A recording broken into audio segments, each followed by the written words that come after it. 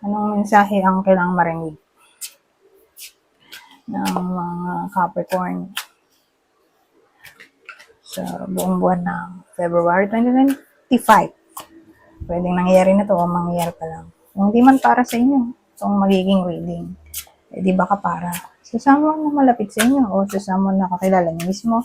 Baka may lumabas na gender mamaya, gawin niyo na ng energy, masculine at feminine energy. Pwede rin naman na huwag niyo nang pansinin ng gender.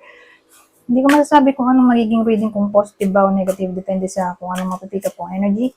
Walang masama kung papanorin ang sun, moon at rising sign kasi baka alinman sa mga yan ay mag-resonate na sa sitwasyon niyo.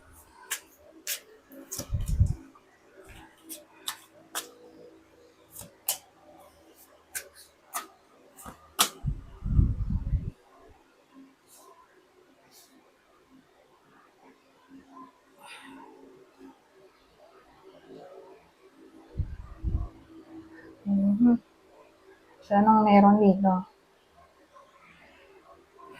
Ten of Swords, oh. Ito. Strengths. Pero 11 to. Strengths. Ba't baligtad sila? Napansin ko nga rin yun eh.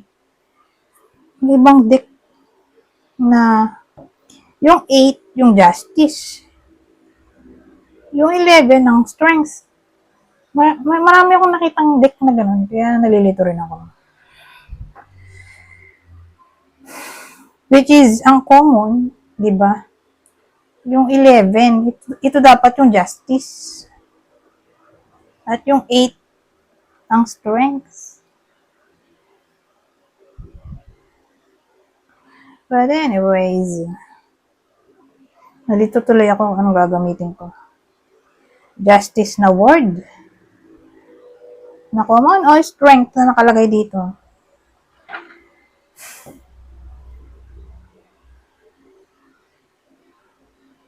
Gawin na lang nating strengths. Okay? Para di ako malito. As in, gagawin ko tong strength card. Binaliktad ko eh. Baliktad din eh. Kasi, malilito nga ako. Sasabihin natin, may something na nag-cause ng ending. Ito, nagpapakatatag.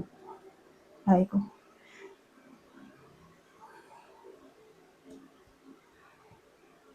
Kaya lang, dalawa tao natin. So, paano ito? Gawin ko na ng energy to. Nagpapakatatag, di ba? Tinatry i-balance ang kanyang logic at mind. Logic at intuition. O logic at emotion. Yun na lang. Logic at emotion. Tinatry niya i-balance dito.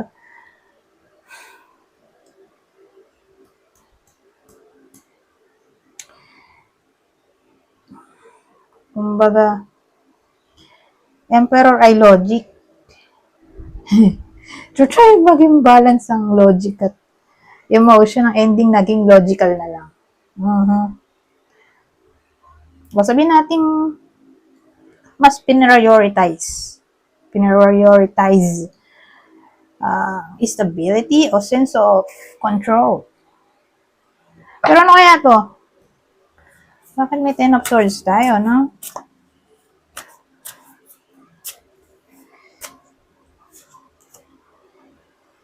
Magician. Siguro may tinatry siyang i-manifest, pero for some reason, di nangyari. Pero maganda kung gawin natin 3. Baka may iba pa yung sinabi ko. Kasi dadagdagan natin. Ay! 2 of Cups yung dulo, oh. High Priestess.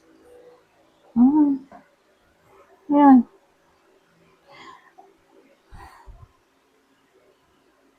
Well, ang dating kasi sa akin, 2 yung naisip ko. Okay? So, kunin nyo lang yung info na sa tingin nyo ay fit sa inyo. Whether nangyayari na to, o mangyayari pa lang, pwedeng tumama sa inyo, at pwede rin tumama sa someone na kakilala nyo. So, tingnan natin. Okay? Sasabihin ko yung kwento. So, mag-reflect na lang kayo kung applicable ba sa inyo yung kwento. So, kung hindi, probably dun sa kakilala nyo tatama to. So, ganito yung nangyari. Like,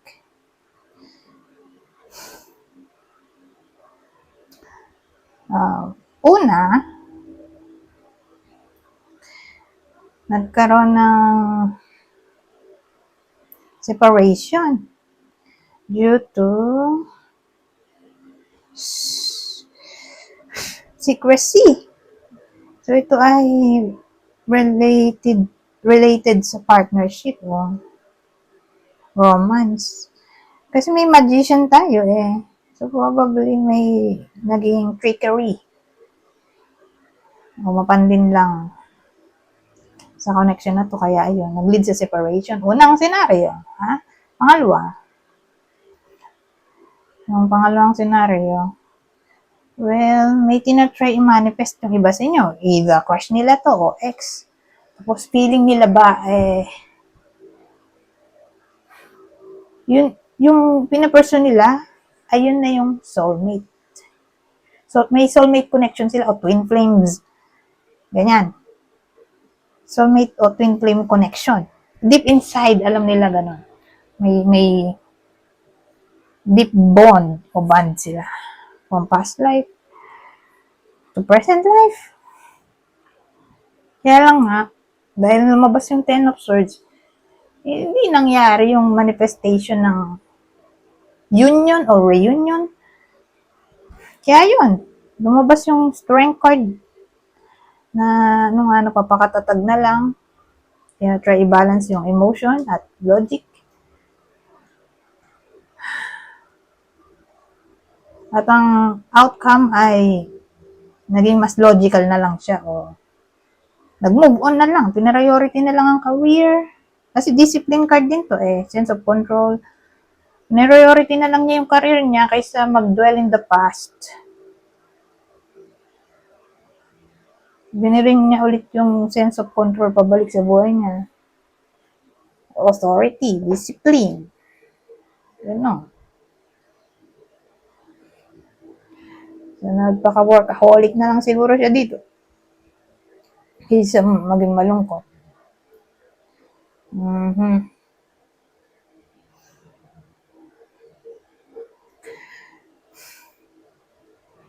Ngayon, sinong tatamaan ang reading na to? Ito yung ating clue. Okay? So, doon muna tayo sa partner ng Capricorn. Kung di tumama sa inyo, di mamaya yung pakilala, natatamaan ng reading. So, doon muna tayo sa partner. Partner ng Capricorn, Libra, Scorpio.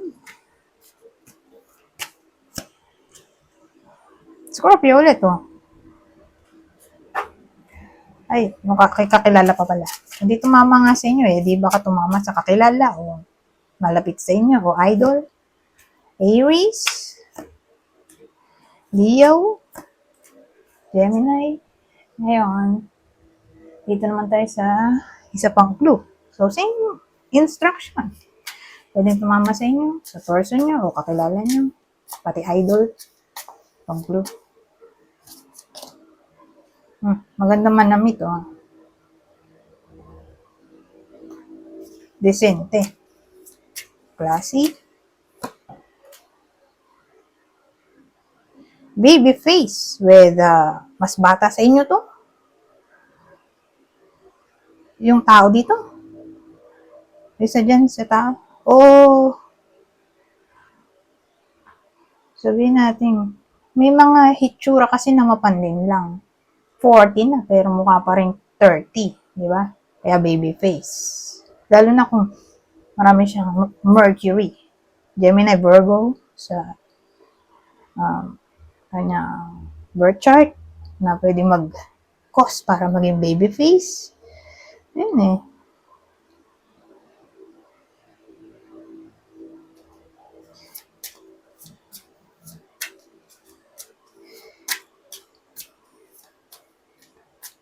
So, may clue tayong baby face.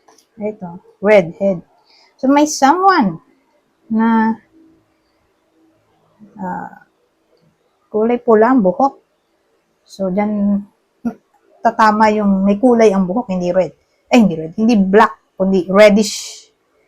Reddish o brownish hair, orange, pwede rin. Burgundy. O red, purple. Ay, kakaiba yung kulay niya, mapula. May touch ng pula. Halong pula.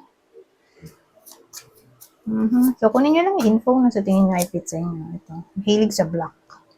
Mahilig sa black. O, ito yung uniform.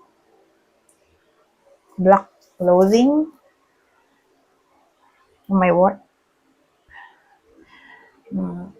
Ito. Dito naman tayo. Ano bang masasabi nito?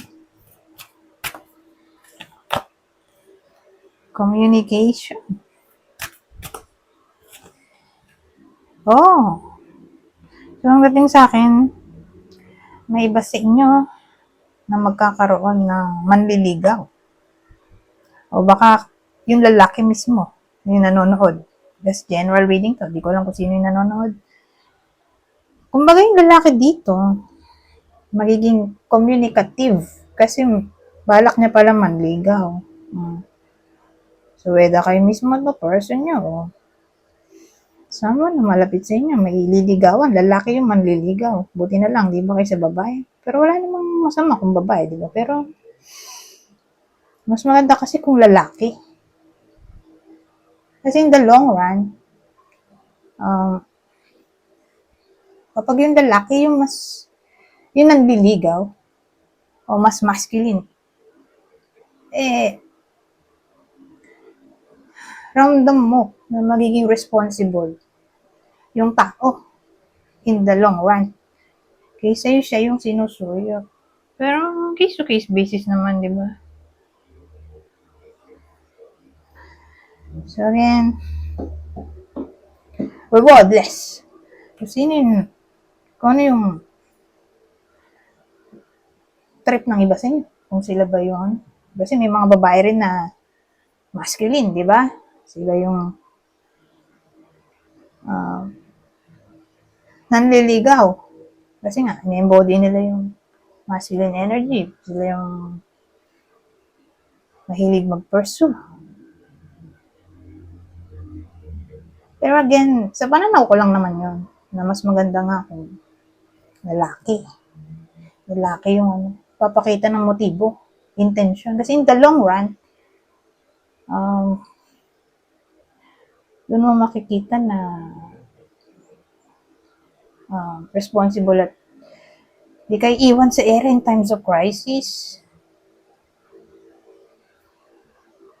Kasi ang mga lalaki, mga parang hunter. Sa napansin ko lang naman, gusto ng mga lalaki, sila yung naghahabol. Hindi yung sila yung hinahabol. Pero, again, ito ay sarili ko lang opinion. So, sa case na to, may lalaki ngang nanliligaw. Nagiging communicative. Kaya pala ganon ay dahil gumagawa na siya ng move para manligaw. Anyways, papatay na iba.